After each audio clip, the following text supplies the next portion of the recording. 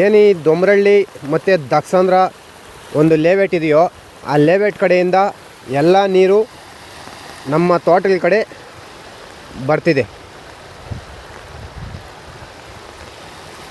ಈ ಬೆಳೆಗಳನ್ನ ಏನು ಮಾಡಬೇಕಂತೂ ಗೊತ್ತಾಗ್ತಾ ಇಲ್ಲ. ಈ ಲೇಔಟ್ ಅವರು ಒಂದು ಯಾವ ಕಡೆ ನೀರು ಹೋಗಬೇಕು ಅನ್ನೋ ವ್ಯವಸ್ಥೆ ಮಾಡ್ದಿರ ಎಲ್ಲ ತೋಟಗಳ ಕಡೆ ತಿರುಗಿದ್ದಾರೆ. ಈ ತೋಟಗಳೆಲ್ಲ ಅಧ್ವಾನಾಗಿ ಹೋಗಿದೆ. ಏನು ಮಾಡಬೇಕು ಗೊತ್ತಾಗ್ತಾ ಇಲ್ಲ. ಈ ಲೇಔಟ್ ಅವ್ರಿಗೆ ಹೇಳಿದ್ರೂ ಒಂದು ಸೂಕ್ತವಾದ ಕ್ರಮ ತೆಗೆದುಕೊತಾ ಇಲ್ಲ.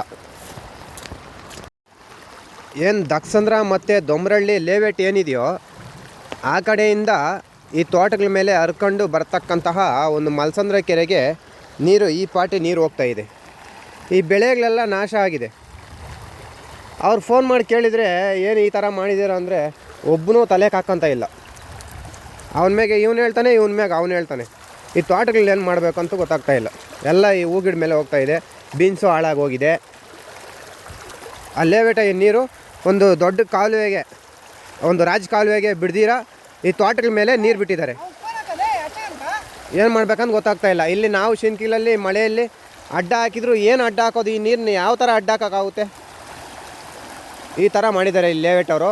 ಈ ದೊಮ್ರಳ್ಳಿ ಮತ್ತು ದಕ್ಷಾಂಧ್ರ ಈ ಲೇಔಟ್ ಏನಿದೆಯೋ ಆ ಲೇಔಟ್ ಅವರು ಎಲ್ಲ ತೋಟಗಳ ಮೇಲೆ ನೀರು ಈ ಥರ ಬಿಟ್ಟಿದ್ದಾರೆ. ಮಲ್ಸಂದ್ರ ಕೆರೆಗೆ ನೋಡಿ ಈ ಥರ ಹೋಗ್ತಾಯಿದೆ. ಇದು ಕಾಲುವೆನೇ ಅಲ್ಲ, ಒಂದು ರಾಜ ಕಾಲುವೆ.